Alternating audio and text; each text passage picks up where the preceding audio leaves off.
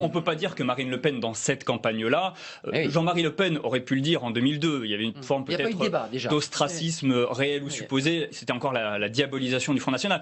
Ça n'a pas été le cas dans cette campagne. Marine Le Pen a été traitée comme tous les autres candidats. Elle a été invitée dans les débats, elle a été invitée dans les médias.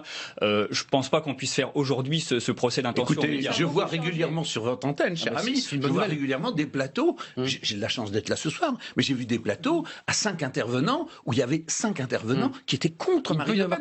C'était l'homme politique, c'était le chroniqueur, mais il n'y en avait personne qui partageait ça. Et notre sentinelle, que je n'oublie pas. Allez-y, Michel Cotta, et notre sentinelle. Sauf que dans cette campagne, on ne peut plus dire ça. Les journaux ont été très équilibrés. Dédiabolisée, Marine Le Pen.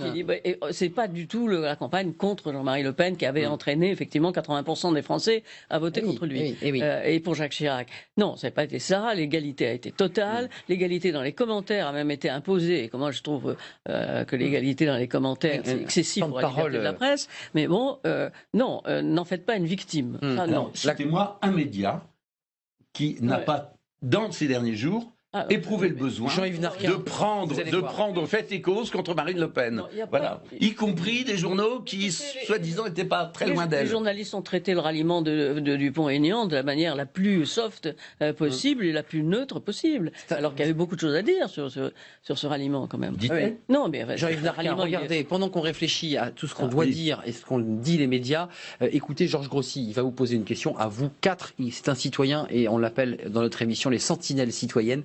Georges, vous attendez depuis un certain temps, vous avez l'oreille qui chauffe et je m'en excuse, et vous avez mis Al Pacino derrière vous, c'est quand même formidable.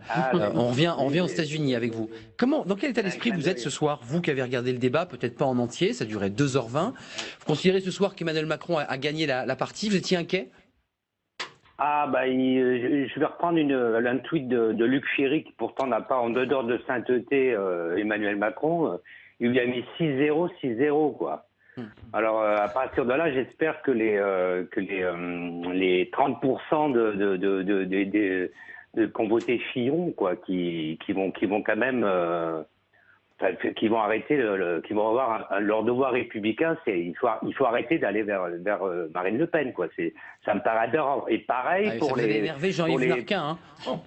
Oui, non, mais je veux pas être narco avec Narquin, mais pareil pour JLM, là, qui en est 25%, j'ai écouté, qui ont été convaincus par Marine Le Pen.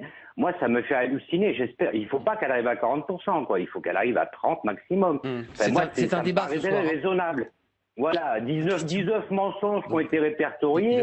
Comment voulez-vous confier les clés de la maison à cette dame? Georges, Jean-Yves Narquin, qui est évidemment un petit peu agacé par votre prise de position. Vous avez une question.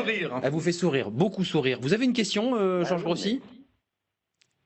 Une question, déjà je plus sois au propos de M. Patria, vraiment tout ce qu'il a dit c'est bien. Depuis le début de l'émission.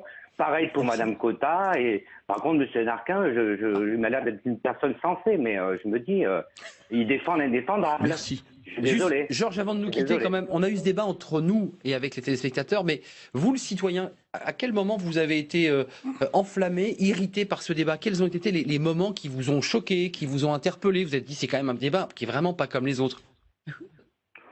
Moi, ça m'a plutôt amusé en tant qu'humoriste. En tant qu'humaniste, c'est vrai que je me suis dit, bon, elle veut être présidente et c'est vrai qu'elle s'est comportée comme dans les meetings, au lieu de prendre de la hauteur. Effectivement, c'est bien décevant. C'était pas la France apaisée, quoi. C'est ça le problème, quoi. Elle était toute excitée. À la fin, elle nous a fait une espèce de chorégraphie qui a amusé d'ailleurs tout Twitter, là. On l'a comparé à Mylène Farmer. Merci Georges. Voilà. Merci. Je vous remercie. Et bonjour Al Pacino.